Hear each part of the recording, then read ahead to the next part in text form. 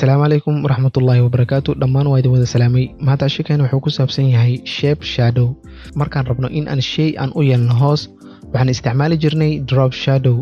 Balse maanta muuqaalkan waxaan kula wadaagi doonaa sida aad shape-ka caadiga ah aad ugu dhigi lahayd sida hooskii oo kale. Marka aan ku tusiyo.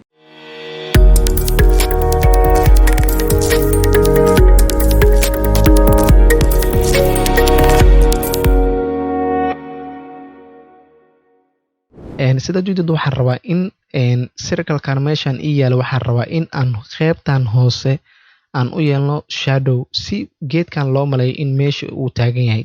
Marka hore waxaad galaysaa dhanka shapes-ka ayaad galaysaa, markaad degto right click ayaad leedahay. Kadib waxaad ka sii xulinaysaa ellipse tool ayaad ka sii xulinaysaa. Markaad xulato waad ku soo jiidaysaa. Markaad ku soo jiido marka sidaan ha ugu soo jiidan waxaad ugu soo jiidaysaa qaybta sare ayaad sidaas ugu jiidaysaa. as a surface oo kale ayaad ugu jiidaysaa. Sida wada ognahay shapes-ku wuxuu qaataa laba color, midna waxa waaye colorka gudihiisana, midna waa midka border-ka ah. Marka anaga waxaan rabnaa midka gudaha ku jiro, colorka gudaha ku jiro ayaan rabnaa in aan ka dhigno mid black ah.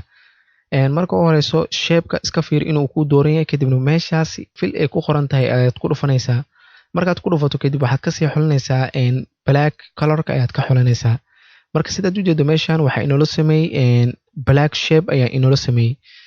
kadib waxaan galaynaa filter, kadib waxaad ka sii xulintaa blur, kadibna Gaussian blur. kadib waxaad ka sii xulinaysaa convert to smart object ayaad ku dhufanaysaa. sidaad u jeedo meeshan hadda radius-ka xoogaa yar waad sii badanaysaa pixel-ka xoogaa yar ku sii dar blur-ka. adiga inta qiyaas oo kale amal ayaad sameynayna. adiga 7.2 amal waa enough, kadib waxaad leedahay okay. marka sidaad u jeedo meeshan shadow-gan waa mid aad iyo aad opacity-giisu u badan yahay. marka opacity ayaan ka dhimaynaa.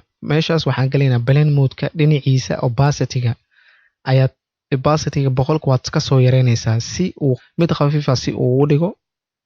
opacity-ga soo yareey just enough waa intaan color-ka. kadibna xoogaa yar waa soo yareynaynaa, geesaha ayaan ka soo yareynaynaa shadow-gan. kadib sidan oo kale ugu soo yarey, geeskan kale ka soo yarey.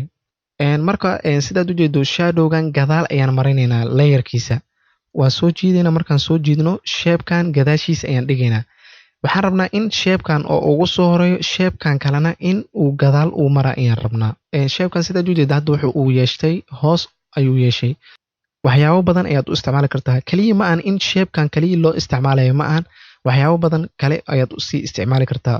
marka waa intaasun ka faa'iidaysi wanaagsan. fadlan haddaad nagu cusub tahay nagu soo biir, lana wadaag asxaabtaada muuqaalkan si ay ugu faa'iidaystaan. haddaad videogan ka faa'iidi laag dheh, waad ku mahadsan tahay daawashada videogan. waxaa idin leeyahay sidaas iyo nabadgelyo. wassalaamu calaykum waraxmatullaahi tacaala wabarakaatu.